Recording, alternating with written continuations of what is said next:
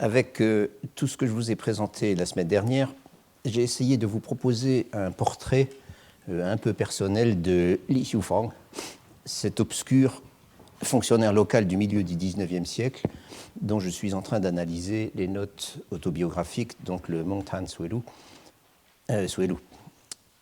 Qu'il ne soit qu'un fonctionnaire local et qu'il soit obscur n'est d'ailleurs pas, n'est pas le moindre de ses intérêts.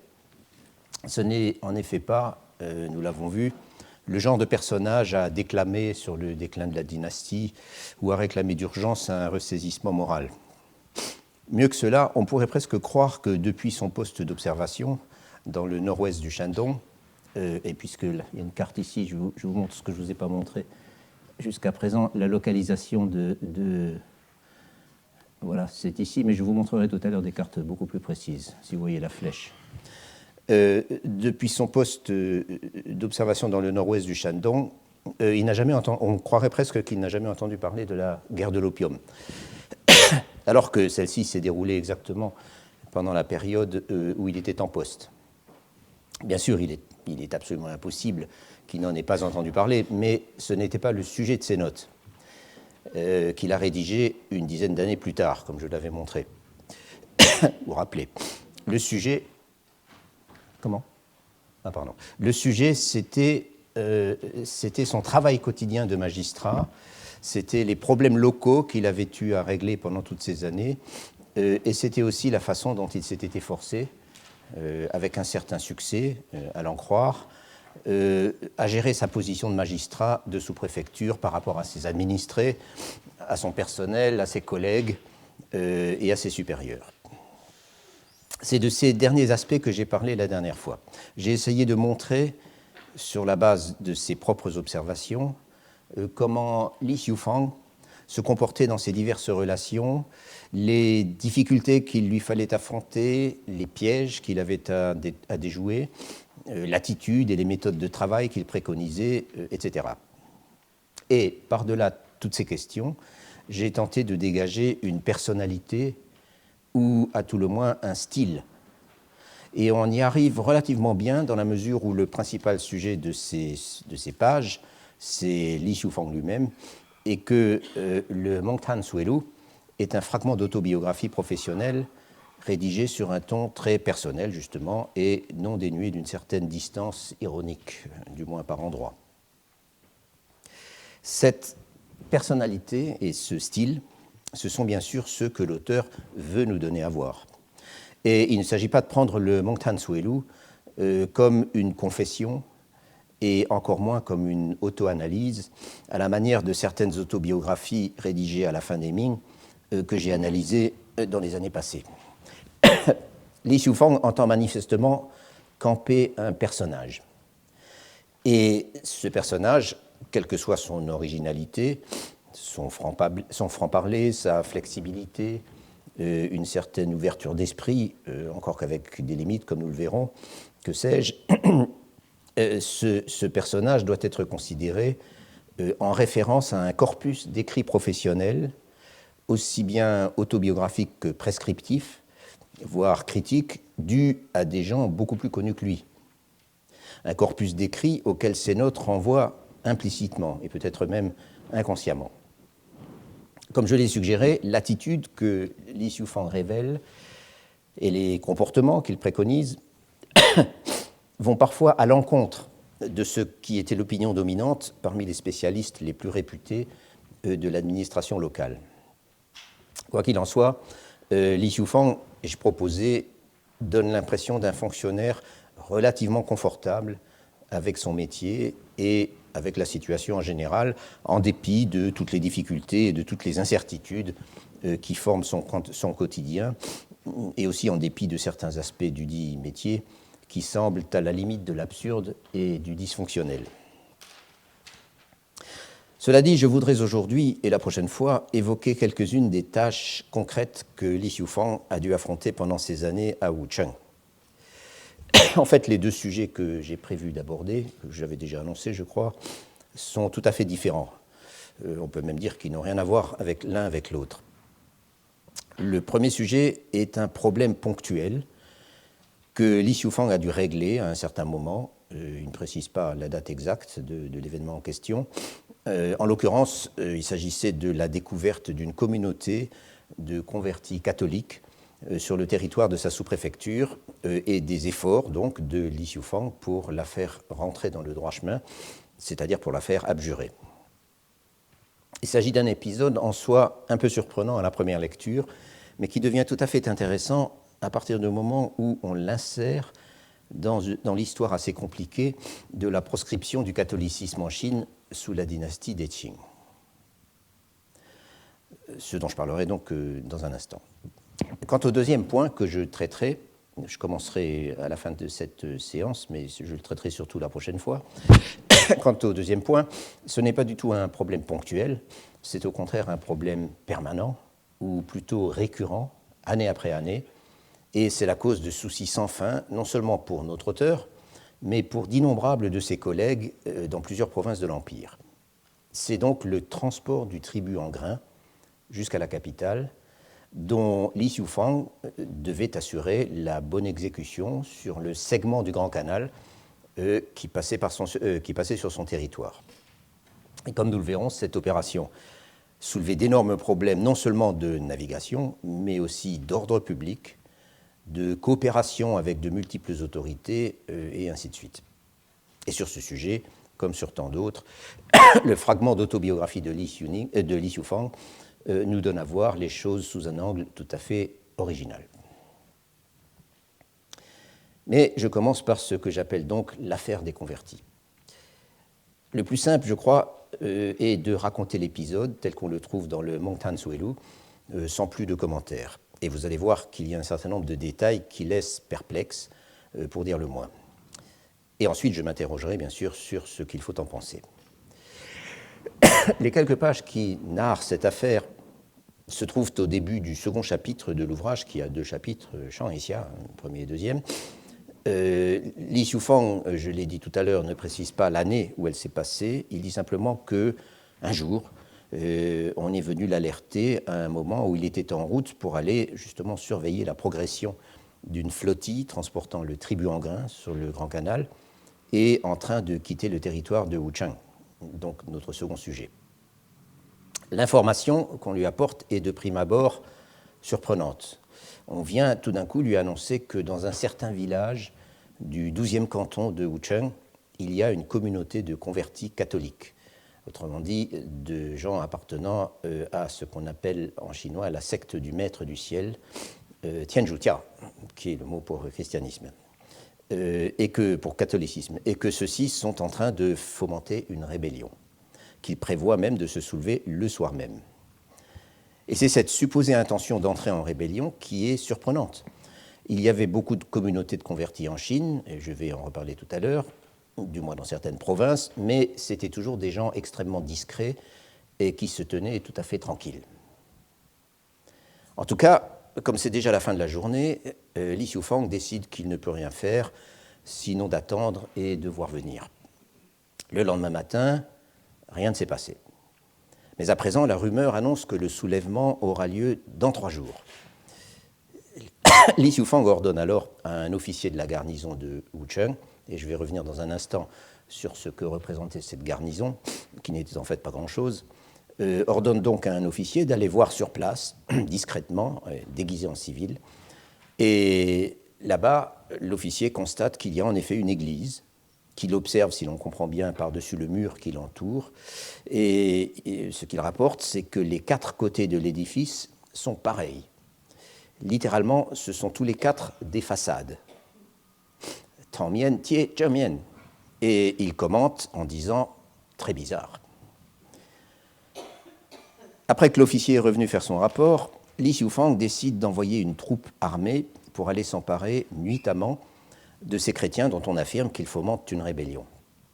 Il donne l'ordre aux miliciens de la sous-préfecture de recruter 300 braves, comme on les appelle souvent, ou des volontaires si vous voulez, enfin volontaires qui étaient un peu payés, et il donne une gratification aux soldats de la garnison, ou à certains d'entre eux, ça n'est pas précisé, pour accompagner l'expédition.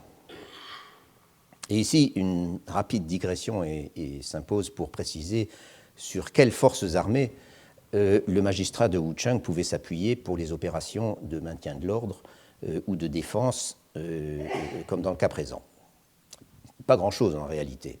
Si l'on considère qu'en 1840, les registres de la population de la sous-préfecture dénombraient quelque chose comme 33 000 foyers et près de 160 000 âmes. Et ce sont les chiffres que l'on trouve dans le supplément à la monographie locale de Wuchang, édité par Li Xiufang lui-même.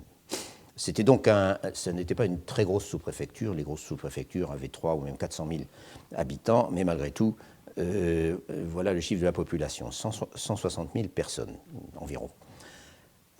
Je rappelle que les forces armées, pour en parler maintenant, de la dynastie des Qing, se partageaient entre, d'une part, l'armée dite des 8 bannières, donc les Bachibing, c'est-à-dire les forces combattantes placées directement sous le contrôle du trône et qui étaient composées en majorité de Mandchous et qui étaient cantonnées dans un nombre limité de grandes villes, et d'autre part, l'armée chinoise, dite armée des étendards verts, Luingbing, du fait de la couleur des étendards qu'il a définissait, l'armée des étendards verts, donc, héritée en partie du système militaire des Ming, beaucoup plus nombreuse que les 8 bannières, et dont les garnisons étaient dispersées sur tout le territoire de l'Empire, et qui avait pour mission essentiellement de maintenir l'ordre. Wuchang ne possédait pas de garnison en propre, mais il y avait un corps de troupes détaché de la garnison voisine de Linqing, Linqing étant la préfecture secondaire située un peu au sud, sur le canal, dont dépendait Wuchang. À l'époque qui nous concerne, quand je disais que ce n'était pas grand-chose, à l'époque qui nous concerne, ce corps de troupes comptait en tout et pour tout une quinzaine de cavaliers et 75 soldats, commandés par 2 officiers. À tout cela s'ajoutait, ou à ce peu plutôt, s'ajoutait ce que j'appelle la milice, faute d'un meilleur terme, c'est-à-dire les Minzhuang, littéralement les costauds du peuple, qui faisaient en fait partie des services du Yamen, de l'administration. Et Li Xiufang emploie un moment, pour parler d'eux, l'expression Zhuangyi, c'est-à-dire les services de la milice.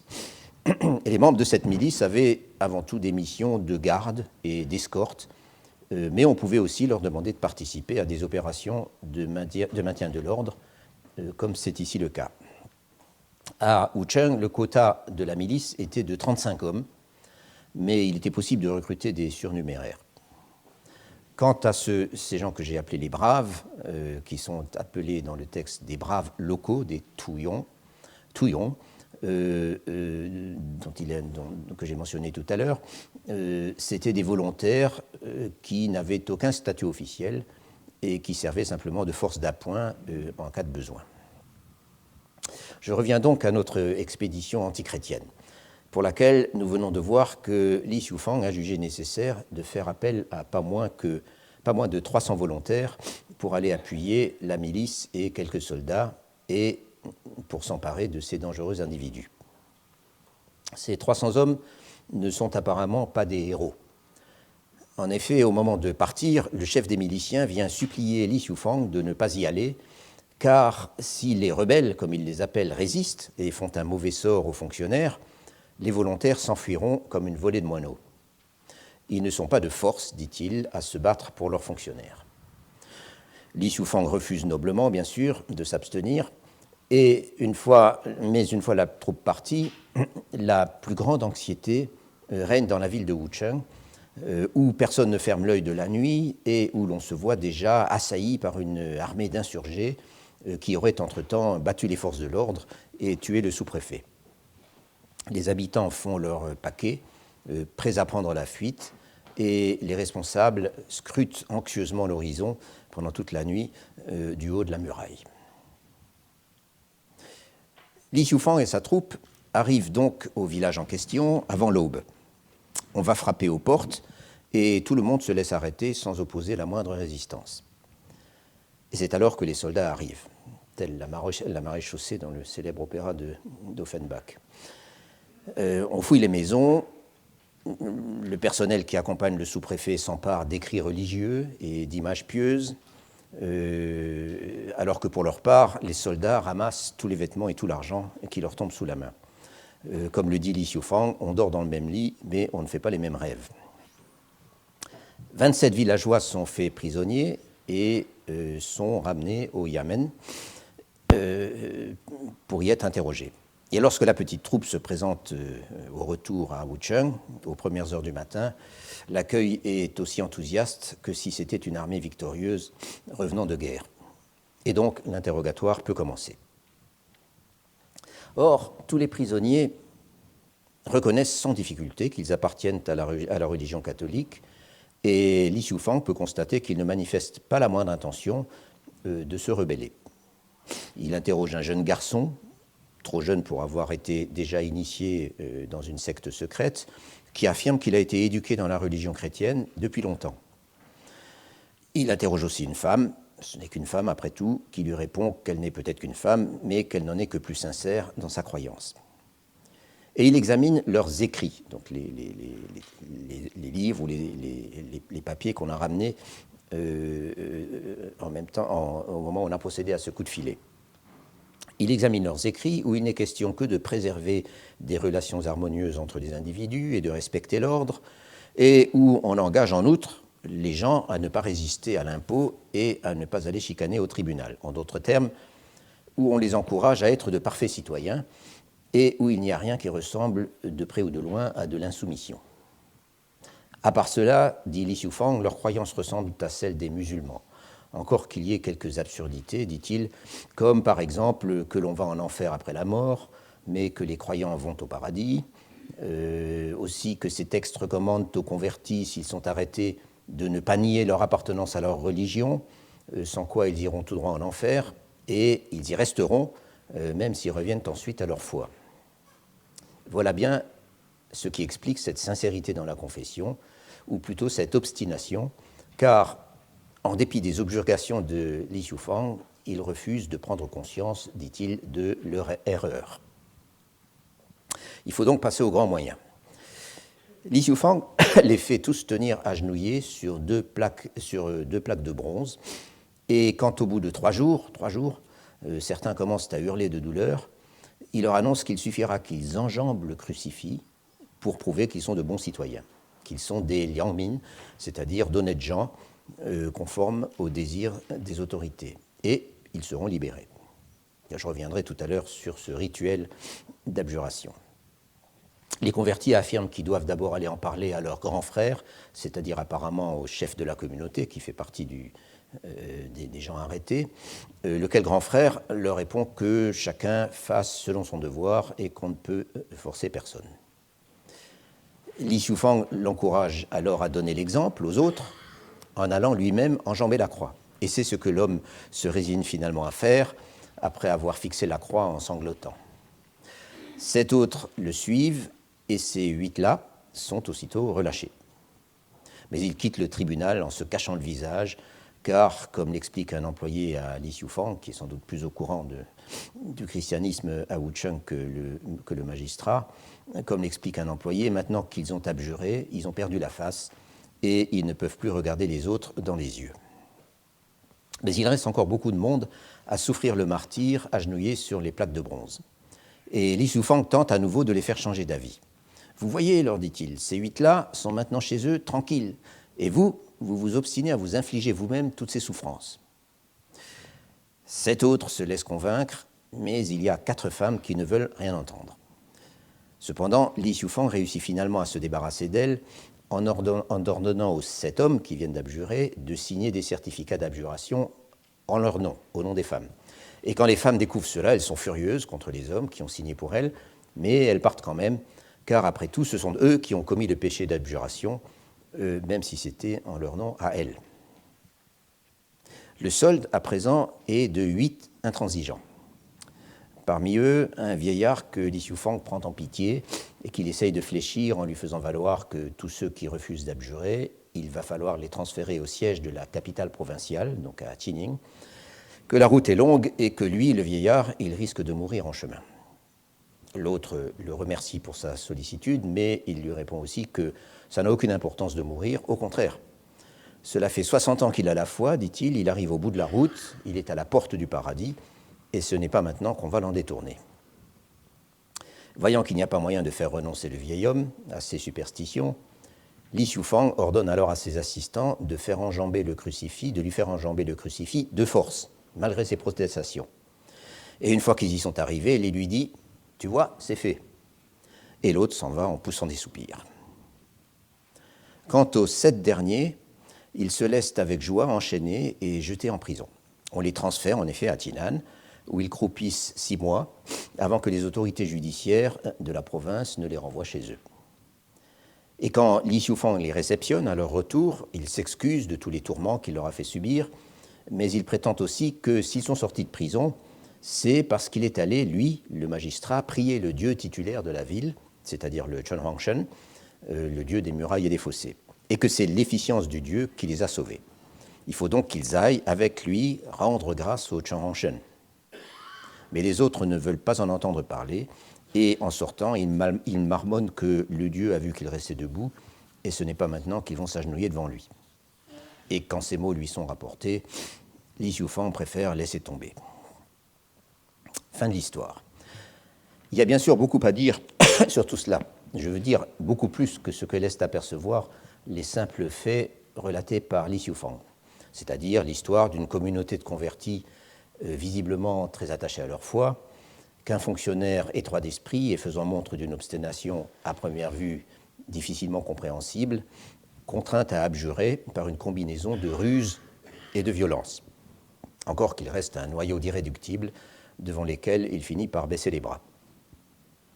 Si j'ai choisi de parler de cet épisode, c'est parce que je suis en ce moment assez intéressé par la question du christianisme en Chine sous les Qing, et plus précisément par l'attitude des fonctionnaires locaux par rapport aux communautés de convertis auxquelles ils étaient parfois confrontés. Et s'il en est ainsi, c'est parce que un de mes étudiants, M. Pierre-Emmanuel Roux, est en train de terminer une thèse sur la proscription du catholicisme au XVIIIe et au XIXe siècle en Chine et en Corée, car il est à la fois sinologue et coréanologue. Et c'est un fait que les contrastes et en même temps les influences croisées entre les deux pays, qui entretenaient des relations très étroites de suzerain à vassal, sont du plus haut intérêt. Ce que je vais avoir à dire à partir de maintenant découle donc en bonne partie de ce que j'ai appris en lisant les chapitres de M. Roux. Si l'on veut mettre cet épisode du Mont Tansuelu en contexte, il y a un certain nombre de faits importants qu'il est indispensable de rappeler, même de la façon la plus sommaire. D'abord, le christianisme en Chine à la fin de la période impériale, c'est-à-dire exclusivement le catholicisme, avant le milieu du XIXe siècle. Tout le monde sait que le catholicisme a été introduit en Chine par des missionnaires appartenant à divers ordres, jésuites entre autres, enfin, les jésuites ont été les premiers, mais ils étaient loin d'être les seuls, à partir de la fin du XVIe siècle. Certains de ces missionnaires étaient basés à Pékin, où ils sont entrés au service du gouvernement impérial dès la fin des Ming, car le gouvernement impérial était intéressé à utiliser leur savoir principalement comme astronomes et comme spécialistes du calendrier, mais aussi comme spécialistes dans diverses autres spécialités techniques. L'histoire de la mission de Pékin a parfois été un peu chaotique, mais bon an, mal an, il y a eu continuellement entre 15 et 25 missionnaires dans la capitale, administrant plusieurs milliers de convertis avec leurs établissements et leurs églises jusqu'au début du XIXe siècle, alors même que leur religion était prohibée dans le reste de l'Empire depuis 1724. L'histoire du catholicisme dans les provinces, en effet, est nettement plus compliquée. Il y a eu des épisodes de répression, et comme je viens de l'indiquer, la propagande chrétienne a été définitivement interdite par l'empereur Yongjang en 1724, alors que, depuis le fameux édit de tolérance de l'empereur Kangxi en 1692, fameux surtout dans les écrits des missionnaires et de leurs modernes héritiers, il faut le dire, en dépit donc de cette prohibition, le christianisme bénéficiait d'un régime relativement libéral. Simplement, la mise en œuvre de cette politique de proscription s'est avérée extrêmement hésitante et irrégulière, et elle n'a certainement pas empêché les communautés de croyants de se perpétuer et même de se développer, avec bien sûr de grandes variations suivant les régions de l'Empire. Par exemple, le Fujian ou le Jiangsu sur la façade maritime de la Chine, ou encore le Sichuan dans l'ouest, sont restés pendant toute la durée des Qing des terres actives de mission et des foyers de communautés chrétiennes. Certaines de ces communautés prospéraient ou se maintenaient sous la houlette de missionnaires européens qui étaient entrés clandestinement en Chine. Cependant, les effectifs et les moyens des missionnaires restaient inévitablement limités, sans parler de la nécessité de rester cachés et de la répression toujours menaçante. Et tout cela gênait beaucoup, bien sûr, leurs activités. Mais beaucoup de communautés survivaient de façon indépendante, en se transmettant la tradition de génération en génération, et avec des prêtres ou des chefs d'assemblée chinois qui semblent avoir souvent gardé un contact intermittent avec les missionnaires de Pékin, auprès de qui on essayait de s'approvisionner en textes religieux, en calendriers indiquant les fêtes chrétiennes, en images pieuses, en objets de dévotion, etc., etc.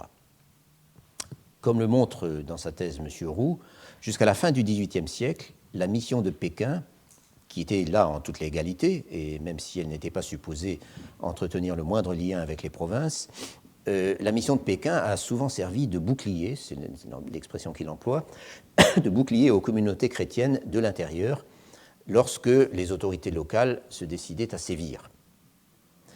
Dans la mesure, en effet, où la réglementation était plutôt confuse et plutôt ambiguë dans son application, en tout cas jusqu'à la fin du XVIIIe siècle, dans la mesure aussi où la plupart des fonctionnaires locaux souhaitaient surtout ne pas avoir d'ennui à cause de la présence de convertis sur leur territoire et qu'ils tendaient par conséquent à fermer les yeux, d'autant que les dits convertis étaient en règle générale des gens tranquilles et des citoyens respectueux des lois. Pour toutes ces raisons, donc, on arrivait souvent à s'arranger et à éviter que ne se développent des affaires compliquées qui risquaient de toute façon d'être préjudiciables aux autorités locales elles-mêmes, coupables de ne pas avoir détecté plus tôt la présence de communautés pratiquant des religions interdites. Et un bon prétexte, donc, pour les dites communautés, c'était d'arguer de leurs liens, au moins spirituels, avec ces missionnaires de la capitale qui étaient au service de l'empereur, d'affirmer que leurs livres et leurs objets religieux venaient de là, et cela permettait souvent, en effet, de détourner la répression. Souvent, mais quand même pas toujours. Et le XVIIIe siècle, par ailleurs plutôt tolérant envers les convertis, en dépit de la proscription officielle, a été marqué par quelques grandes campagnes antichrétiennes, suscitées par des incidents qui pouvaient faire craindre la cour pour sa sécurité. Des incidents comme la découverte de missionnaires clandestins, justement, ou la découverte de réseaux communiquant avec la mission de la capitale, ou encore la découverte de l'envoi d'informations secrètes à l'étranger par les missionnaires de Pékin, et notamment de cartes. Comme vous savez, tous les États sont extrêmement susceptibles à la circulation des cartes. Et certains incidents tournaient autour de cartes qui circulaient entre Pékin et Canton et qui étaient destinées à l'Europe. Quoi qu'il en soit, la communauté chrétienne découverte sur son territoire par Li Xiufang, avec son chef de communauté, appelé par les autres grands frères, pourrait bien être une de ces communautés autonomes, préservant discrètement leurs traditions, ne causant aucun trouble, et studieusement ignorée par les autorités locales, entendons par les prédécesseurs de Li Xiufang. À ce sujet, il y a un détail intéressant dans le texte, à savoir qu'il existait pourtant un système d'enregistrement des foyers et de surveillance mutuelle, système très connu appelé Baotia, dont un des objectifs était précisément de localiser les éléments douteux et de les signaler à l'administration. Les Bao et les Tia étaient des unités emboîtées composées de 1000, de 100 ou de 10 familles, et l'une des méthodes utilisées pour contrôler la population consistait à obliger chaque foyer à placer à sa porte un panneau indiquant les noms et les âges de tous les membres de la famille, y compris les vieillards et les enfants, ainsi que d'autres éléments intéressant le recensement. Li Xiufang ne parle en fait que de l'unité de base du système, qu'il appelle Shetiapai, c'est-à-dire littéralement les panneaux des groupes de 10 familles. Et c'est d'ailleurs, il en parle pour se plaindre que le système est mal appliqué, surtout dans les villages éloignés, à tel point qu'il procède en personne à des visites surprises en pleine nuit pour vérifier que les rondes nocturnes de surveillance, qui était une des missions des Bautia, étaient effectivement assurées.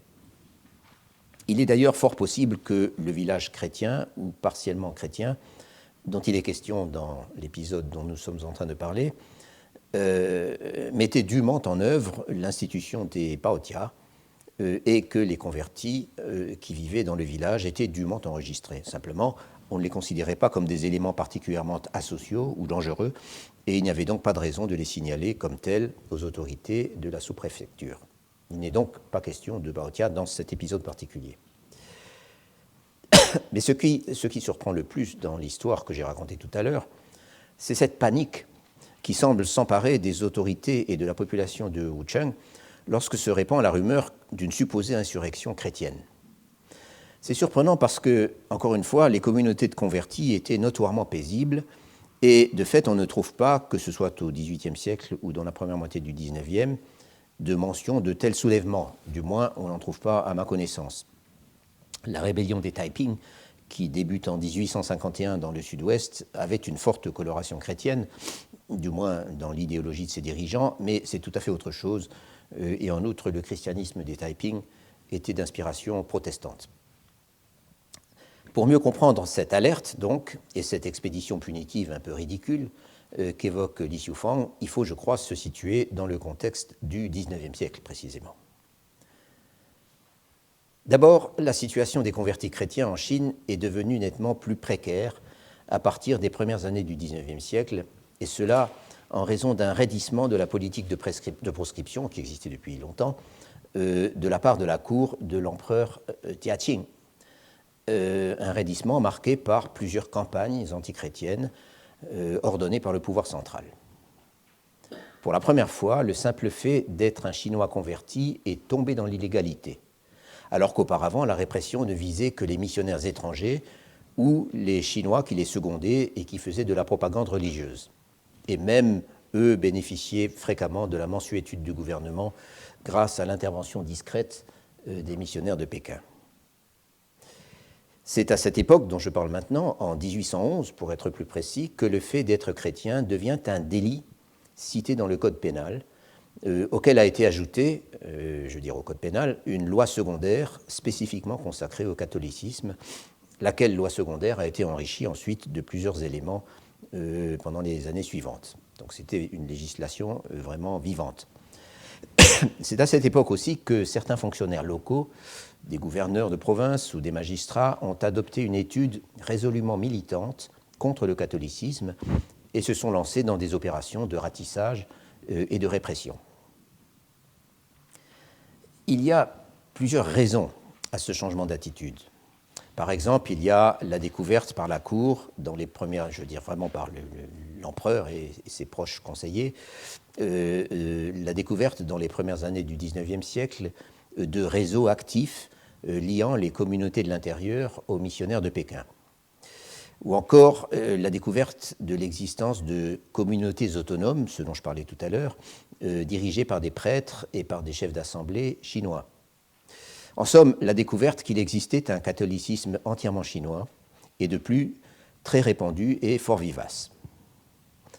Mais je crois que le principal élément à considérer pour ce qui concerne l'histoire qui nous occupe, c'est qu'aux yeux des autorités, le catholicisme est devenu, plus que jamais, devrais-je dire, une religion hétérodoxe parmi d'autres, et que certains en sont arrivés à le considérer comme aussi dangereux.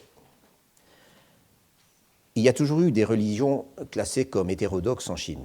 Le terme est xietiao, c'est-à-dire des religions à la fois secrètes et organisées, qu'on accusait de détourner le peuple du droit chemin et qui échappaient complètement au contrôle de l'État, contrairement au bouddhisme ou au taoïsme ou même à l'islam. Il s'agissait dans la majorité des cas de variantes populaires de bouddhisme, d'un bouddhisme qui pouvait être enrichi d'ailleurs de divers ingrédients d'origine différente. Or, plusieurs de ces sectes hétérodoxes étaient également des sectes millénaristes, c'est-à-dire qu'elles annonçaient à plus ou moins court terme un grand bouleversement auquel seuls survivraient les vrais croyants, et qu'aujourd'hui, leurs adeptes se soulevaient en effet, rompaient délibérément avec l'ordre établi, attaquaient les villes, s'emparaient des fonctionnaires, etc., etc. Le tournant du XIXe siècle, en d'autres termes le règne de l'empereur Tianqing, qui commence formellement en 1796, a été marqué par plusieurs de ces incidents. Il y a d'abord eu l'interminable rébellion dite de la religion du lotus blanc, donc du Balianjiao, qui a ravagé les confins du Shanxi, du Sichuan et du Hubei, donc dans l'ouest du nord-ouest du pays, 8 années durant, de 1796 à 1804, et dont la répression a littéralement vidé les coffres du régime. La rébellion du Lotus blanc est en fait une affaire extrêmement complexe, où intervenaient également les doléances de populations marginalisées dans des territoires frontaliers et montagneux contre la répression et contre la corruption des fonctionnaires locaux. Mais la dimension sectaire semble néanmoins avoir servi de ciment et d'idéologie. En 1813, c'est une autre secte, la secte des 8 trigrammes de Baguatiao, qui se soulève simultanément dans plusieurs endroits et dont un commando tente même un coup de main sur le palais impérial, où il disposait d'accointances parmi les gardes et les eunuques. Et il existait d'autres sectes de même nature, très redoutées par les autorités, et il y a eu d'autres incidents de moindre gravité. La confusion, ou plutôt l'amalgame entre le catholicisme et les sectes comme le Lotus blanc ou les 8 trigrammes, était d'abord le fait des autorités. Plusieurs mémoires au trône et plusieurs édits impériaux les mettent dans le même sac. En outre, la législation anticatholique, visant aussi bien les missionnaires que les Chinois, et aussi bien les meneurs que la masse des convertis, la législation anticatholique mise en place pendant les 2 premières décennies du XIXe siècle s'est élaborée en parallèle avec une législation similaire qui visait plus spécifiquement les sectes millénaristes. Mais cette confusion existait également sur le terrain. Les exemples abondent en effet, et pas seulement pendant cette période, d'adeptes allant et venant entre les différentes religions au gré de leurs intérêts immédiats ou pour se protéger de la répression. On trouve par exemple de fréquentes mentions d'adeptes du Lotus blanc ou d'autres sectes similaires qui déclaraient être chrétiens une fois qu'ils avaient été arrêtés par les autorités, car jusqu'au début du XIXe siècle, et même après en fait, le catholicisme était réputé être plus facilement toléré par l'État. Et à l'inverse, on ne manque pas d'exemples de convertis chrétiens changeant leur fusil d'épaule et passant du côté des sectes bouddhistes populaires. Ces faits sont importants. Et si ce n'est qu'assez récemment que les historiens en ont pris conscience, c'est parce que nous avons été habitués à une histoire du christianisme en Chine fortement influencée par les vues des missionnaires et d'abord basée sur les sources missionnaires, et à une histoire écrite en grande partie par des auteurs appartenant à la même sensibilité, d'ailleurs souvent des religieux eux-mêmes, pour qui le christianisme est par définition une religion exceptionnelle, une religion pas comme les autres, et dont la vocation est universelle, et donc une religion d'une toute autre nature et d'une autre classe, si je puis dire, que les religions chinoises, qu'il s'agisse des religions reconnues ou des sectes populaires. Et dans cette optique, la confusion dont je parlais n'a tout simplement aucun sens, on ne la voit pas. Vu depuis la Chine et depuis les sources chinoises, les choses peuvent être assez différentes. Et je crois que c'est dans le contexte que je viens d'évoquer, dans ce contexte d'amalgame entre le catholicisme et les sectes bouddhiques prohibées, qu'il faut considérer l'expédition de Li Xiufang contre le village chrétien.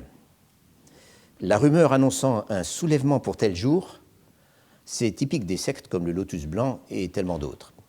Et en même temps, ça l'est aussi peu que possible des communautés de convertis chinois. Li Xiufang faisait-il cet amalgame ? Après tout, le Shandong et la région du Grand Canal ont toujours été un terrain propice aux religions hétérodoxes et aux sociétés secrètes. Et est-ce la raison pour laquelle il est parti en campagne avec des moyens aussi disproportionnés ? Lui-même ne le dit pas, bien sûr. Mais il est quand même intéressant de voir que dans le Mongtan Suelu, l'épisode dont je viens de parler est immédiatement suivi par une entrée consacrée à un sanctuaire dédié aux parents qui ne sont pas nés, c'est-à-dire au père et à la mère éternelle, les Wusheng Fu Mu Miao. Donc, l'existence de ce temple, perdu quelque part au milieu de la campagne, avait été signalée à Li Xiufang par un courrier provenant, suppose-t-on, d'une instance supérieure ou d'un collègue, puisque le texte emploie le mot « jia » qui désigne une communication officielle. Un courrier, donc, lui signalant ce temple et lui donnant instruction d'aller y voir. Il n'existait apparemment pas de Wusheng Fumumia dans la liste officielle des sanctuaires de la sous-préfecture, mais Li Xiufang finit par le repérer et il nous en donne une description relativement précise. L'édifice, dit-il, est assez monumental et il semble ancien. Il contient 2 statues majestueuses, un homme et une femme, qui sont donc les parents qui ne sont pas nés. Et chacun tient un livre à la main. Et ces 2 statues sont entourées de 18 statues d'Ara, c'est-à-dire de saints personnages ayant atteint l'illumination. Li Xiufang prévient aussitôt les villageois que tout cela n'est pas du tout orthodoxe et qu'il va falloir emmener les statues au Yamen pour les détruire. Et il en profite pour faire au chef de village un petit sermon sur le fait qu'il faut absolument interdire aux villageois de procéder à ce qu'on a toujours appelé des sacrifices illicites, c'est-à-dire des hins, autrement dit, de s'adonner à des cultes non approuvés par le gouvernement. Les gens ne sont pas contents du tout, bien sûr. Ils protestent que cela fait 1 ou 2 siècles qu'ils sacrifient matin et soir à ces divinités, et ils traînent pour signer le document qui marquerait qu'ils acceptent l'ordre du magistrat. À tel point que Li Xiufang les prend en pitié, tout en se désolant de ne pas être parvenu à les libérer de leur confusion, comme il dit, c'est-à-dire Tieho. Dans ce cas, autrement dit, l'on n'a jamais affaire qu'à de paisibles villageois, paisibles mais stupides, dit-il, et pas du tout à de dangereux conspirateurs. Et c'est bien pourquoi Li Xiufang a accepté de laisser tomber. Mais ce sont les considérations qui suivent qui nous intéressent. C'est comme l'affaire précédente, dit-il, c'est-à-dire l'affaire du village chrétien. On peut le voir, les gens croient dans des religions étrangères, là le terme est Yitiao, et sacrifient à des divinités hétérodoxes. Là c'est Xieshen. C'est tout le temps comme cela. Fin de citation. En d'autres termes, même si ce n'est pas l'amalgame à proprement parler, les 2 choses sont malgré tout mentionnées dans un même souffle, les religions étrangères et les cultes hétérodoxes. Et Li Xiufang ajoute encore que lorsqu'on repère des meneurs, il faut immédiatement aller enquêter sur ce qui s'est passé et sévir sans pitié, quitte à mécontenter les collègues qui vous ont précédés et qui n'ont pas fait, et qui craignent donc d'être sanctionnés pour négligence. C'est cette attitude que je dirais proactive qui me semble intéressante de la part de Li Xiufang dans l'affaire du village chrétien, alors qu'il apparaît par ailleurs comme un fonctionnaire plutôt bonasse et que, comme nous venons de le voir, il est prêt à renoncer à obliger d'inoffensifs villageois à détruire les icônes de leur religion coutumière, en dépit de son obsession à préserver l'orthodoxie. Cette attitude proactive s'explique sans nul doute par le contexte d'alarme intensifiée et d'agressivité accrue vis-à-vis des sectes hétérodoxes qui caractérisent la première moitié du XIXe siècle. Des sectes hétérodoxes dont le catholicisme fait désormais partie de plein droit, comme je l'ai expliqué. Si bien qu'un bon fonctionnaire a pour devoir d'agir aussitôt qu'il a eu vent de l'existence d'un groupe de convertis, c'est-à-dire qu'il doit s'emparer de ces gens et les faire abjurer, en d'autres termes, les obliger à renoncer tout à la fois solennellement et symboliquement à leur identité de croyants ou d'adeptes et à signer un engagement en ce sens conservé par l'administration. Li Xiufang est un bon fonctionnaire, bien sûr, et il y en a d'autres comme lui. M. Roux cite dans sa thèse plusieurs exemples qui nous donnent à voir les mêmes procédures d'abjuration, mais il en est un au moins que je voudrais mentionner ici, car c'est un passage sur lequel j'étais tombé il y a déjà longtemps et qui m'avait beaucoup interloqué, car je ne possédais pas à l'époque ces éléments de contexte que je viens de décrire. Cet exemple, c'est celui de Gui Chaowan, cet auteur d'une autobiographie intitulée « Les pérégrinations d'un fonctionnaire » dont je vous ai déjà parlé plusieurs fois. Dans le passage en question, on est à Luancheng, qui est une sous-préfecture située dans le nord-est de la province métropolitaine, donc pas très loin de la Grande Muraille, où Gui Chaowan a exercé les fonctions de magistrat pendant 5 ans, à partir de 1836, donc plus ou moins au même moment que Li Xiufang à Wucheng. Dans une entrée de son autobiographie, donc, Gui Chaowan explique qu'il y a peu d'adeptes des religions hétérodoxes, donc des Xietiao, à Luancheng, sauf dans un certain village qui a été en partie catholique. Là encore, donc, les religions hétérodoxes, dont le catholicisme. Sous le règne de Tianqing, donc 20 ou 30 ans plus tôt, avant l'incident dont il parle, sous le règne de Tianqing, un lettré chrétien avait été dénoncé et par la même occasion, 49 foyers avaient signé des certificats d'abjuration, ou plus exactement des certificats de repentance, Gaihui. Gaihui Tie, donc Tie c'est un certificat, un papier par lequel on reconnaît quelque chose, ou un engagement. Or, à présent, une famille en possession de livres chrétiens est de nouveau dénoncée. Mais ces gens ne font aucune difficulté pour enjamber le crucifix. Ils affirment qu'ils se sont déjà réformés, qu'ils avaient d'ailleurs brûlé leurs livres chrétiens, mais pas entièrement. Ceux qui sont encore là, ils les ont gardés et empaquetés comme échantillons. Encore que là, je ne suis pas tout à fait sûr de ce que veut dire le texte chinois. Et comme Gui Chaowan craint qu'on ne lui pose la question, que ses supérieurs ne lui posent la question des 47 autres familles, conservent-ils encore, eux aussi, des publications catholiques, il décide d'aller y voir lui-même, perquisitionne les maisons et ne trouve rien. Mais pour en avoir le cœur net, il met à l'épreuve ces anciens convertis, non pas en leur faisant enjamber la croix cette fois, mais en leur ordonnant de venir se prosterner devant la statue de Guandi, c'est-à-dire le dieu de la guerre, qui était une des divinités les plus populaires du panthéon chinois, ce qu'ils font sans la moindre difficulté, alors que des vrais chrétiens s'y seraient tout de suite refusés. Et ce serait refusé comme ces irréductibles dont je parlais dans l'épisode dont je suis parti, qui ne veulent pas, à la fin du parcours, aller se prosterner devant le dieu des fossés et des remparts de Wucheng. Autrement dit, Li Xiufang avait tenté la même ruse pour faire abjurer malgré eux les irréductibles. En tout cas, Gui Chaowan peut conclure que dans ce cas au moins, on s'est effectivement débarrassé du catholicisme. Et tout de suite après, il mentionne encore le cas d'une chrétienne dans un autre village qu'il arrête, en même temps qu'un certain Li, venu d'une autre sous-préfecture, qui reconnaît sans difficulté être un propagandiste catholique. La femme refuse d'enjamber la croix. En revanche, son mari s'exécute. Quant au dénommé Li, il explique que dans sa famille, on est chrétien depuis 3 générations et qu'on peut bien lui couper la tête, ça ne changera rien. Finalement, la femme qui, en vertu de la nouvelle législation, était menacée d'être exilée à la frontière et d'y être mise en esclavage, la femme abjure sous l'influence de son mari et Li lui-même se laisse lui aussi convaincre par les arguties de Gui Chaowan, lequel lui démontre que, quand il affirme que la religion chrétienne encourage la piété filiale, la loyauté envers l'État et l'amour fraternel, en fait, ce n'est pas vrai du tout. Et il lui montre pourquoi. Encore une fois, ce qui est caractéristique de l'époque et qu'on ne rencontrait guère au XVIIIe siècle, c'est cette obstination à rechercher tous les convertis et à les faire formellement abjurer, sans quoi ils seront sujets aux rigueurs du code pénal. Et il me reste donc à dire un mot de la méthode que nous avons rencontré aussi bien chez Li Xiufang que chez Gui Chaowan, à savoir obliger les convertis ou ceux qui sont soupçonnés de l'être à enjamber le crucifix. C'est une histoire assez curieuse et sur laquelle M. Roux a tout un chapitre dont je ne peux qu'indiquer ici les éléments les plus saillants.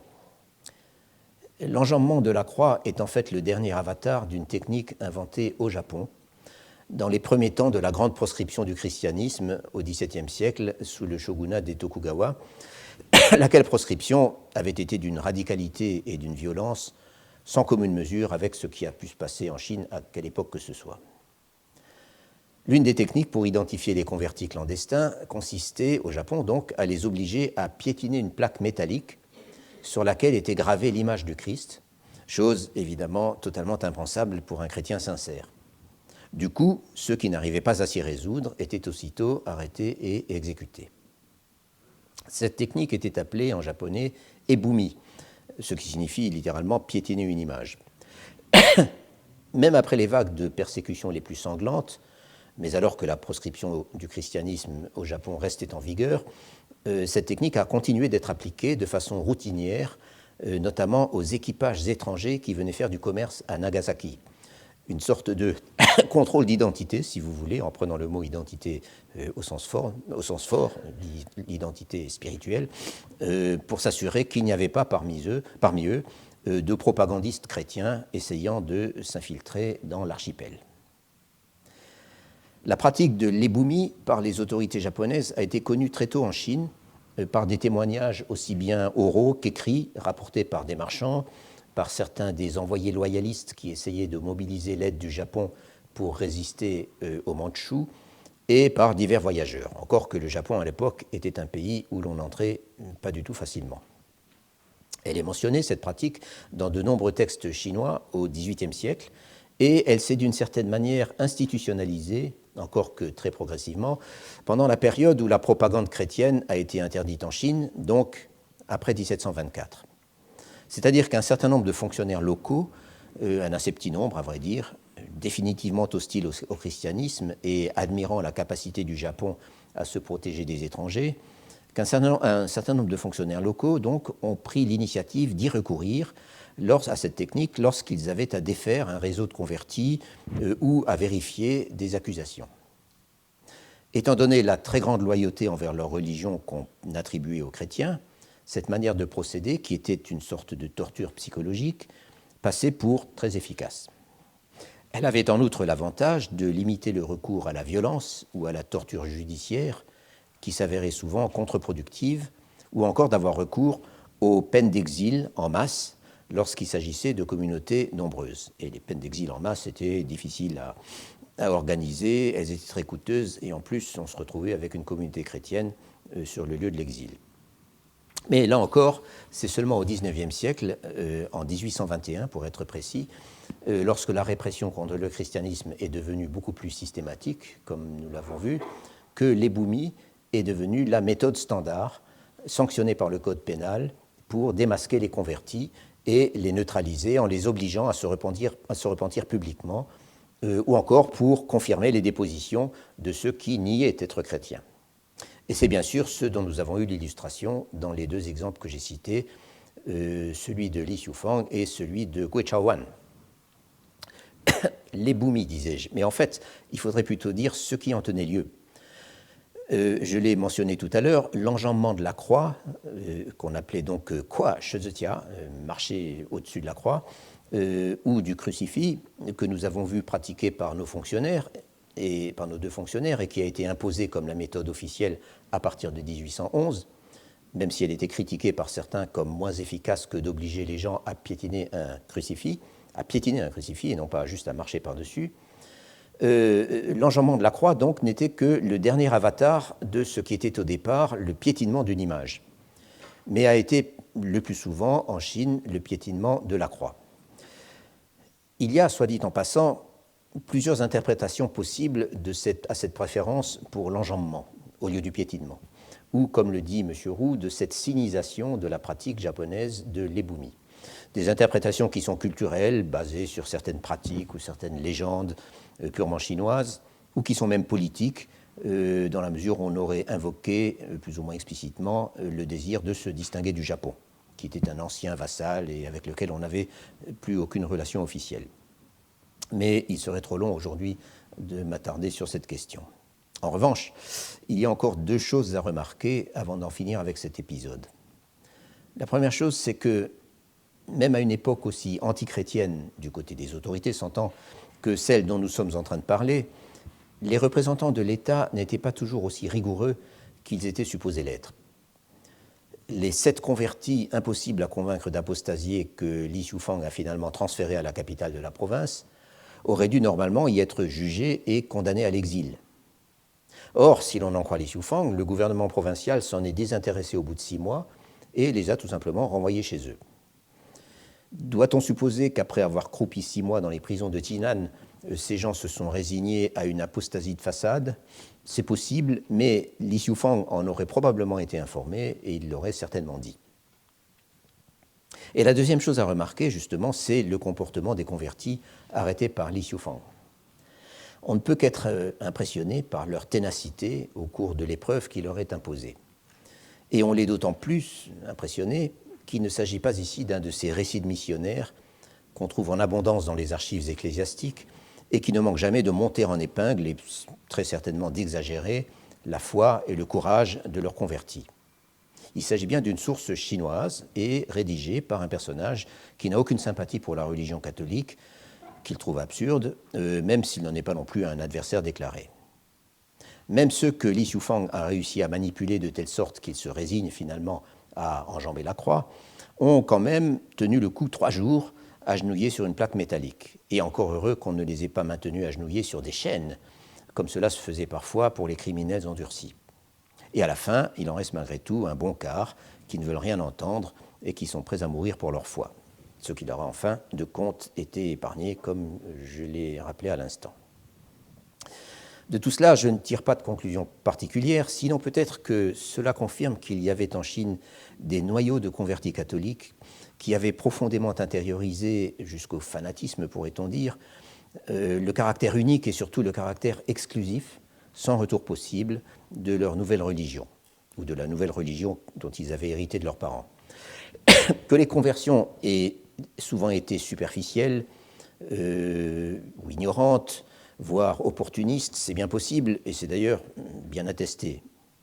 Mais en fin de compte, il ne semble pas que le taux de réussite de la procédure de l'éboumis ou de ses variantes, à supposer qu'on puisse en avoir une idée de ce taux, ce qui est peu probable, il ne semble pas que ce taux ait une grande signification, car, en dehors des plus endurcis, la majorité des convertis, même sincères, se prêtaient en fait à l'opération pour qu'on les laisse tranquilles. Autrement dit, ce n'était qu'une apostasie de façade, chose que une partie, semble-t-il, des prisonniers de Li Xiufang à laquelle elle s'est finalement résolue. Voilà donc, et je m'arrête là sur ce sujet, non sans souligner malgré tout ce que vous aurez sans doute remarqué vous-même, à savoir la quantité de choses qu'on peut dire et toutes les réflexions qu'on peut faire à partir de 6 petites pages d'un texte aussi intéressant que le fragment d'autobiographie de Li Xiufang. Le second thème que j'ai donc décidé d'aborder, toujours en me basant sur ce même document, c'est le transport du tribut en grains vers la capitale de l'Empire. Ou plus précisément, c'est ce que cette opération capitale pour la survie du régime signifiait pour un magistrat de base posté le long du Grand Canal, par où transitaient bien sûr les bateaux qui transportaient le tribut. Cet aspect, j'en traiterai principalement, comme je l'ai dit, la semaine prochaine. Mais pour ce que j'aurai à dire, à ce moment est un sens, pour que ce soit compréhensible, il est indispensable, je crois, de faire au préalable quelques rappels, même très élémentaires, sur ce que c'était que le Grand Canal et le transport du tribut, et sur la façon dont c'était supposé fonctionner. Et c'est donc à cela que je consacrerai les dernières minutes qui me restent aujourd'hui. Le Grand Canal est une création de la dynastie des Sui au tout début du 7e siècle. Et il a continué d'exister et de fonctionner avec un certain nombre d'éclipses jusqu'au milieu du 19e siècle. Sa raison d'être, c'était que pendant la plus grande partie de cette période, la capitale de l'Empire se trouvait en Chine du Nord, sans parler des armées défendant les frontières, des frontières qui étaient situées encore plus au nord. Or, la productivité et plus encore les possibilités de transport à bon marché en Chine du Nord, étant ce qu'elles étaient, 2 choses apparaissaient indispensables pour approvisionner la capitale et accessoirement les garnisons de la frontière. Premièrement, mobiliser les ressources des régions plus productives du sud de la Chine, et deuxièmement, créer une ou des voies d'eau artificielles permettant de transporter ces ressources jusque là où on en avait besoin. La seule exception importante à cette situation, à ce dilemme, si vous voulez, c'est la dynastie des Song du Sud, dont la capitale se trouvait non pas en Chine du Nord, puisque les Song avaient perdu la moitié nord de l'Empire, mais sur la côte sud-est, à Hangzhou, Hangzhou qui était en fait le terminal sud du Grand Canal, sous tous les autres régimes. Pour simplifier à l'extrême une histoire très compliquée, je dirais que le tracé du canal a présenté au cours des siècles 2 grandes configurations, se recouvrant en partie et qui apparaissent donc sur la carte que vous avez devant vous. Sous les Sui et sous la dynastie suivante et beaucoup plus longue des Tang, sur laquelle nous avons cette carte plus spécifiquement, il y avait un tronçon principal partant de Hangzhou ici, un tronçon principal qui franchissait le Yangtze et qui ensuite courait d'est en ouest jusqu'à la capitale, la capitale orientale, aussi bien des Sui que des Tang. La capitale occidentale est en fait la première capitale de l'une et l'autre dynastie, se trouvant plus à l'ouest, sur le site de l'actuel Xi'an, qui était alors pour le coup beaucoup plus difficile à atteindre par voie d'eau. Donc il y avait ce premier tronçon est-ouest, et il y avait un second tronçon sur lequel on en sait en fait beaucoup moins, partant vers le nord, atteignant la région de l'actuel Pékin, et qui était destiné à l'approvisionnement des armées du Nord.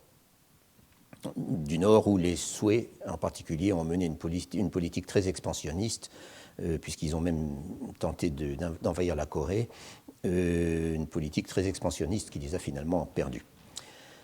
Ce premier grand canal, le premier, je veux dire, à offrir une navigation continue depuis le nord jusqu'au sud, ou plutôt depuis le sud jusqu'au nord, depuis Hangzhou jusqu'à la région de Pékin, était en fait une combinaison de canaux artificiels et de rivières aménagées, ce qui était également le cas des avatars suivants du canal, mais à un beaucoup moindre degré.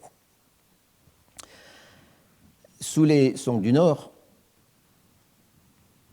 le canal, dont la capitale était à Kaifeng, donc à, je ne sais pas, peut-être une centaine de kilomètres à l'est de Luoyang, mais dans la même province actuelle du Henan, sous les Song du Nord, le canal, la principale version du canal, enfin la partie la plus active, suivait à peu près le même parcours que sous les Sui et les Tang, c'est-à-dire depuis Hangzhou, par-dessus le Yangtze, enfin en franchissant le Yangtze, et ensuite d'est en ouest jusqu'à la région métropolitaine. Kaifeng était certainement de loin la plus grande ville du monde à l'époque des Song du Nord, c'est-à-dire essentiellement au XIe siècle.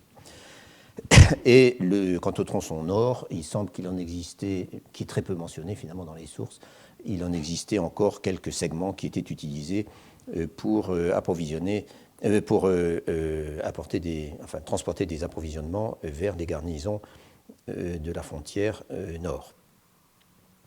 Ceci, c'est donc la première version. Le tracé définitif du Grand Canal, tel qu'il a été conservé sous les Ming et sous les Qing, qui était long d'environ, et tel qu'il existe toujours, sous une forme un peu transformée, qui était long d'environ 1800 km, date de la dynastie mongole des Yuan, dont la capitale était située à Pékin. Il a été construit dans les années 1280. En gros, pendant ces différents segments ont été aménagés à très grands frais pendant la décennie 1280. Voici donc deux images qui vous présentent deux images différentes qui vous présentent la même chose, c'est-à-dire le tracé du canal des Yuan et ensuite des Ming et des Qing, donc qui, comme vous voyez, part dans ce sens et remonte ensuite vers Pékin. Cette carte est extraite d'un ouvrage, enfin j'ai mis les références des deux ouvrages sur la feuille, de Hoshi Hayao, qui est un historien japonais, enfin mort depuis déjà pas mal de temps, qui savait tout sur le Grand Canal, et en particulier était spécialiste du tribut et du canal sous les Ming, mais qui a écrit l'ouvrage dont je vous ai donné la référence, qui est une synthèse précise et complète, comme ce que savent faire les Japonais, sur la question du Grand Canal en général. Donc ça, c'est le tracé, comme écrit dans le titre, sous les Yuan, sous les Ming et sous les Qing.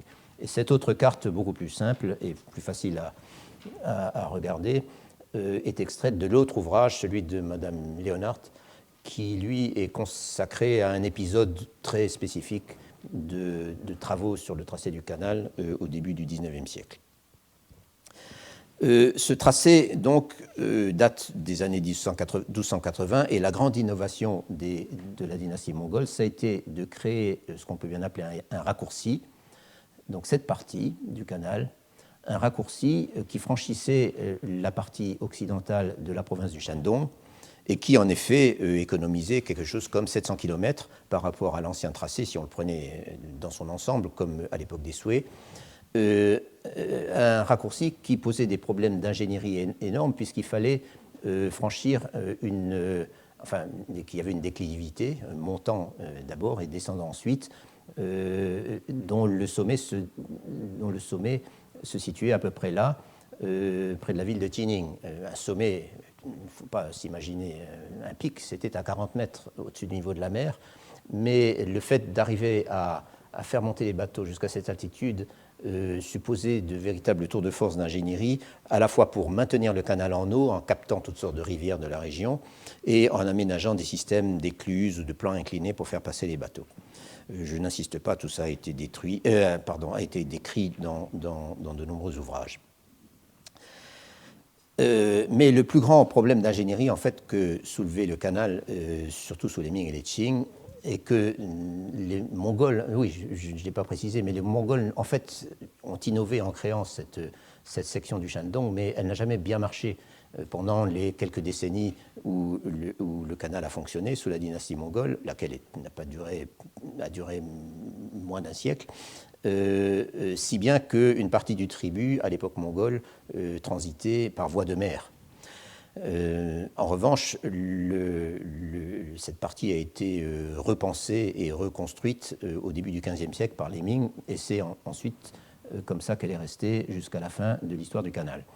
Ce que je voulais dire, c'est que le grand problème, donc, c'était le franchissement du fleuve Jaune à cet endroit, car n'oublions pas que le fleuve Jaune, depuis les Song et depuis le début des Yuan et jusqu'au milieu du XIXe siècle, s'écoulait non pas au nord du Shandong comme aujourd'hui, mais au sud où il empruntait le lit de la rivière Huai.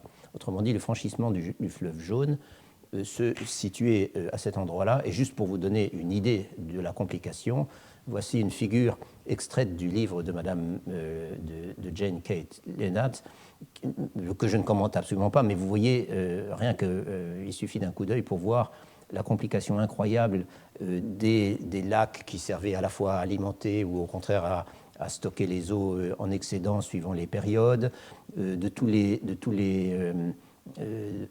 canaux qui faisaient communiquer tout cela, des écluses qu'on aperçoit, des systèmes d'écluses qu'on aperçoit tout le long de cette partie, le franchissement ensuite du fleuve Jaune dont les méandres transportaient une énorme quantité de sédiments qui s'accumulaient, qui déséquilibraient tout le système constamment. C'était en fait un combat contre l'impossible, et d'ailleurs qui a été perdu en fin de compte.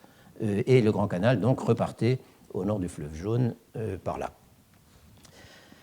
Donc tel était le principal problème d'ingénierie, et tout cela demandait des aménagements très complexes, menacés en permanence par l'accumulation des sédiments et aussi par les crues du fleuve Jaune qui pouvaient périodiquement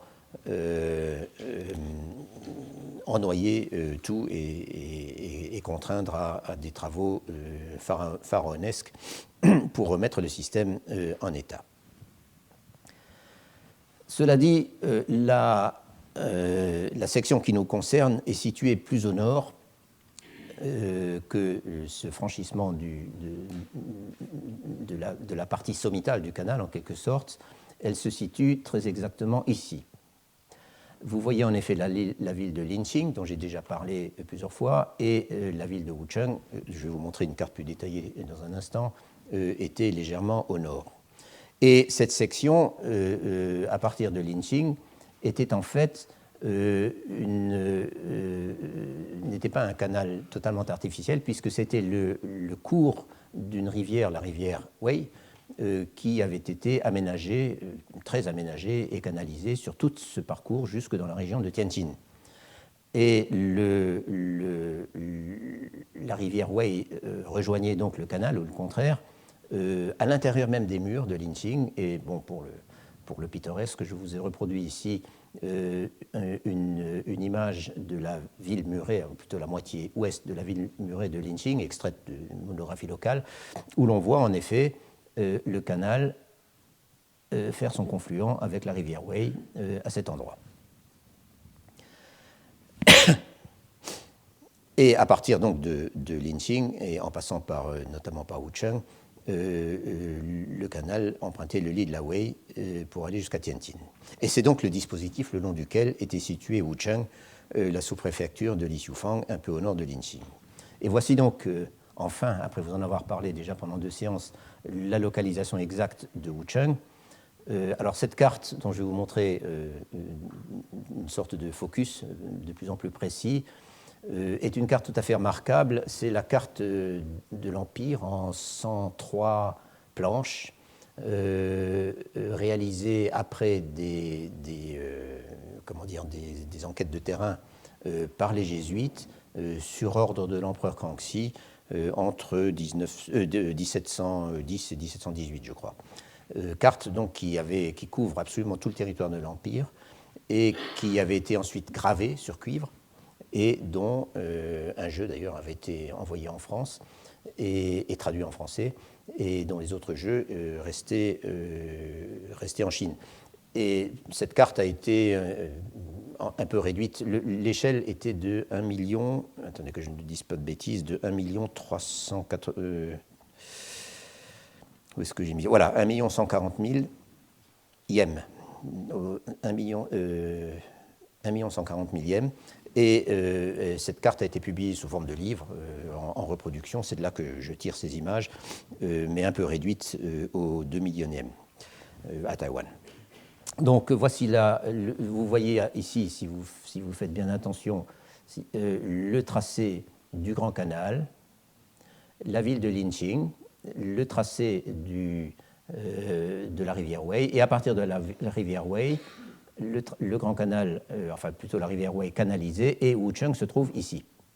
Et Wuchang se trouvait donc entre deux préfectures secondaires plutôt importantes, très importantes, beaucoup plus importantes que Wuchang, pour toutes ces affaires, qui étaient d'une part Linqing et d'autre part tout à fait au bord de Zhou, qui était la dernière station sur le canal avant qu'on quitte le Shandong et qu'on entre dans la province métropolitaine.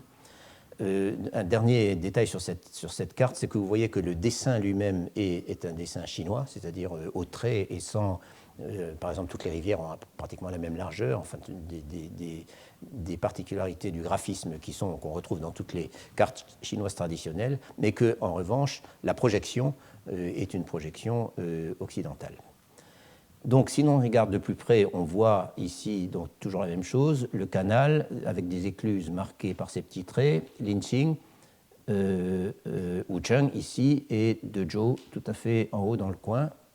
Et encore plus près, voici Wuchang, Linqing, et comme vous voyez, le canal à cet endroit court tout à fait le long de la frontière entre le Shandong et la province métropolitaine. Et on voit aussi une sous-préfecture que j'ai mentionnée, je crois, la dernière fois, Xiatin, qui, bien que son siège ne soit pas sur le canal, contrôlait malgré tout sur son territoire un bout de canal, et ce qui fait qu'on en entend parler plusieurs fois dans le texte de Li Xiufang. Et finalement, voici une image, je dois dire, un peu décevante. Certaines monographies locales chinoises contiennent des jeux de cartes, enfin de cartes avec un graphisme et comment dire, une intention particulière, enfin qui sont particulières à la tradition cartographique chinoise, contiennent des jeux de cartes absolument superbes et bourrés de très précises et bourrés d'informations. La monographie de Wuchang est beaucoup moins riche de ce point de vue-là. Le supplément édité par Li Xiufang lui-même en 1840 n'a aucune carte, et cette carte est donc extraite de l'édition de 1750, je crois, datant de l'époque Qianlong, donc 90 ans plus tôt. Donc ce que vous voyez malgré tout, et qui n'apparaît pas sur les cartes à plus grande échelle, c'est et que mentionne explicitement Li Xiufang parfois, c'est que la rivière Wei suivait des méandres assez compliqués sur le parcours de sa sous-préfecture, qui posaient des problèmes d'entretien dont je dirai un mot la prochaine fois. Avant de conclure, j'ajouterai encore qu'au XVIIIe siècle, lorsque le système fonctionnait de façon relativement régulière et, pourrait-on dire, au maximum de ses possibilités, la quantité de grains qui était livrée annuellement à Pékin, et dont la plus grande partie transitait par le canal, puisqu'elle venait des provinces du Sud, se montait à environ 3 200 000 hectolitres, puisqu'il se trouve que la mesure de capacité pour les grains employés en Chine, c'est-à-dire le shi, correspond à peu de choses près à 1 hectolitre, soit quelque chose comme 250 000 tonnes de grains par an. Les problèmes de logistique étaient énormes, et ça c'est important pour ce qui suivra la semaine prochaine. En effet, dans un cycle annuel, il fallait à la fois faire monter au nord des flottilles qui représentaient au total des milliers de barges, les faire redescendre à vide et les premières flottilles qui redescendaient à vide devaient souvent croiser les dernières qui montaient à plein, et ça pouvait poser des tas de problèmes. Il fallait, très compliqué, assurer, avec des queues immenses, assurer dans l'ordre le passage aux écluses. Il fallait ménager des périodes pour l'entretien du canal et pour celui des bateaux. Et il fallait aussi tenir compte des périodes, c'est-à-dire en hiver, où les voies d'eau, en tout cas en Chine du Nord, étaient prises par les glaces.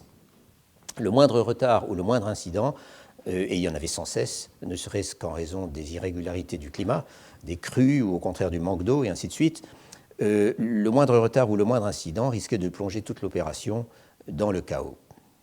Et c'est pourquoi l'obsession majeure dont ne cesse de parler Li Xiufang, c'était de faire avancer le tribut. Et l'expression qui revient sans cesse dans son texte, c'est donc ça, Cuetao, c'est-à-dire avant tout de veiller à ce que le canal soit en eau sur la section dont il avait la responsabilité, qui était longue d'environ 60 km. Et nous verrons donc la prochaine fois que cela représentait pour un magistrat riverain toutes sortes de difficultés. Il y avait les travaux d'entretien du canal, c'est-à-dire de la rivière Wei. Il y avait les relations avec les responsables du tribut, qu'ils soient civils ou militaires, qui étaient donc des gens qui étaient extérieurs à la sous-préfecture, et parfois très haut placés. Il y avait les réquisitions, il y avait des problèmes innombrables suscités par des problèmes d'ordre public, suscités par les équipages qui montaient les bateaux du tribut et par les hommes chargés de les haler, puisque les bateaux avançaient en étant remorqués par des hommes, sur des chemins de halage. En somme, le monde du canal et du tribut était devenu, à l'époque de Li Xiufang, un monde dangereux avec lequel il fallait toujours savoir négocier. Et j'ajoute qu'à cette même époque, le transport du tribut, il faut quand même le préciser, sur le Grand Canal, était non seulement grevé de difficultés et fonctionnait à une fraction seulement de ses anciennes capacités, mais il était aussi, et en fait, en train de vivre son dernier souffle. À partir de la rébellion des Taiping, tout a été désorganisé et le transport du tribut, ou en tout cas de la plus grande partie du tribut par le Grand Canal, n'a jamais été restauré pendant les dernières années des Qing. Tout cela a été déjà beaucoup étudié, bien sûr, mais encore une fois, le témoignage de Li Xiufang est, autant que je sache, unique dans la mesure où il nous montre de façon extrêmement vivante, comme ne le fait aucun document administratif ou historique, la façon dont les choses se passaient et se négociaient sur le terrain. Et c'est donc cela que je vous exposerai en plus grand détail dans une semaine. Je vous remercie.